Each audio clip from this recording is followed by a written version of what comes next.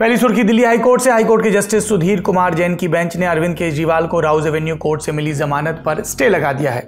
Delhi high court ने कहा कि ट्रायल कोर्ट ने केजरीवाल की जमानत के खिलाफ प्रवर्तन निदेशालय यानी ईडी की दलीलों पर ठीक से विचार नहीं किया। बता दें, दिल्ली शराब नीति से जुड़े मनी लॉन्ड्रिंग मामले में मुख्यमंत्री अरविंद केजरीवाल ईडी की जांच का सामना कर रहे हैं और अभी जेल में हैं। उनकी जमानत याचिका पर सुनवाई करते हुए राउज एवेन्यू कोर्ट ने 20 जून को जमानत दी थी। तब कोर्ट की वेकेशनल जज न्याय बिंदु ने जमानत देते हुए ईडी पर सख्त टिप्पणी की थी और कहा था कि उसका काम करने का तरीका पक्षपात भरा है।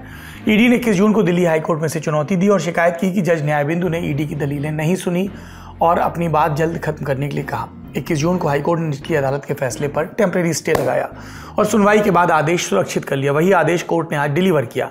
इस पूरी सुनवाई और बहस को हमने 21 जून के ललन टॉप शो में विस्तार से बताया था। आप चाहें तो डिस्क्रिप्शन में मौजूद लिंक पर ब्यौरे देख सकते हैं। आज अपने आदेश में हाईकोर्ट ने कहा कि ट्रायल कोर्ट ने ईडी को केजरीवाल की बेल के खिलाफ दलीलें रखने का पर्याप्त मौका नहीं दिया और न ही ईडी के दस्तावेजों पर गौर किया। कोर्ट ने यह भी कहा कि ईडी की अपील पर गंभीरता से विचार की जरूरत है। इस आदेश के बाद राजनीतिक पार्टियों की प्रतिक्रियाएं आई। कोर्ट का जो भी निर्णय होगा हम उसका स्वागत करेंगे। हमारा एकमात्र स्टैंड है, भ्रष्टाचारी को बचना नहीं चाहिए और जो ईमानदार है उसको फंसना नहीं चाहिए। हम आज जो फैसला आया है उससे हम असहमत हैं, पर आप भी देखिए कि हाईकोर्ट ने तो रोक लगा ही दी थी ट्रायल कोर्ट के फैसले पे बिना ऑर्डर देखे ही। आपको ध्यान होगा कि हाईकोर्ट के ऑनरेबल हाईकोर्ट के आगे ट्रायल कोर्ट का ऑर्डर भी नहीं था और उस पर स्टे लगा दी थी। तो अब उनको तो अपनी बात रखनी ही पड़ेगी शायद। हम आज के फैसले से असहमत हैं। हमारी लीगल टीम इस पर विचार कर रही है और जैसा भी वो एडवाइस करेंगे हम आगे वैसा ही करेंगे। अगली सुर्खी पुणे के पोर्श कार हादसे से जुड़ी है। बॉम्बे हाईकोर्ट ने इस केस के आरोपी नाबालिग को रिहा करने का आदेश दिया। कहा कि नाबालिग को हिरासत में रखने का आदेश अवैध था। जुवेनाइल जस्टिस बोर्ड ने 22 मई को नाबालिग की जमानत रद्द की थी। उसे चिल्ड्रन ऑब्जर्वेशन सेंटर में भेजे जाने का आदेश दिया था। इसके बाद से वो वहीं पर था। हालांकि अब हाईकोर्ट का कहना है कि आदेश जारी करना जुवेनाइल जस्टिस बोर्ड के अधिकार क्षेत्र में नहीं था। 18 और 19 मई की दरमियानी रात पुणे के कल्याणी नगर में पोर्शे कार से टक्कर में 2 लोगों की मौत हुई थी।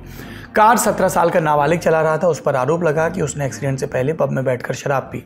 पुलिस ने आरोपी को गिरफ्तार किया, लेकिन कुछ ही घंटे के भीतर उसे जमानत मिल गई।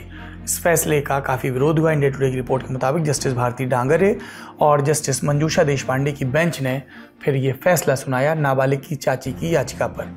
कहा कि ये एक्सीडेंट दुर्भाग्यपूर्ण था, लेकिन नाबालिग को ऑब्जर्वेशन होम में नहीं रखा जा सकता। कोर्ट ने यह भी कहा कि जुवेनाइल जस्टिस बोर्ड के आदेश के तहत नाबालिग की काउंसलिंग साइकोलॉजिस्ट से होती रहेगी।